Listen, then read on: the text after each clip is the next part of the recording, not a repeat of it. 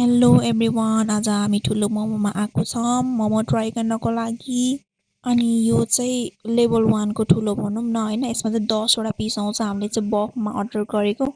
यसमा चाहिँ hot sauce अनि यो टमेटोको सस अनि त्यसपछि पिनटको सुप आउने रहेछ। 3टा भेराइटीको अचारहरू आउँछ है यो मोमोमा। मैले चाहिँ जेली जुस लिएर आएको थिएँ, यो क्रानबेरी र लिचीको। अनि हेर्नुहोस् यो भित्र चाहिँ कतिको जुस छ भनेर म हेर्न चाहन्छु होइन। एकदम जुसी छ भनेको सुनेको थिएँ। लेट्स सी है। मैले चाहिँ अलिकति सानो पाल बनाएर अब यसको निकाल्छु जुस। गन्नेका जुस, मोमोका जुस।